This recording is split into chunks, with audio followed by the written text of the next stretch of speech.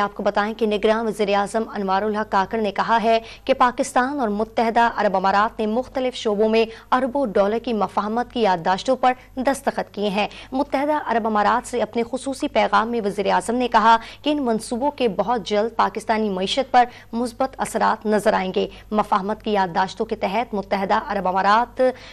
اور پاکستان میں 20 سے 25 ارب ڈالر کی سرمایہ کاری کرے گا۔ ملٹی بلین ڈالر کے ایم او یوز سائن ہوئے پاکستان اور یو اے کے مابین،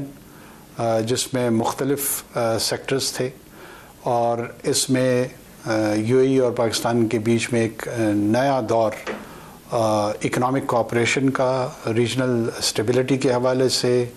اسٹریٹجک کوآپریشن کے حوالے سے ایک نئے دور میں داخل ہوا ہے، اور یہ ٹینجبل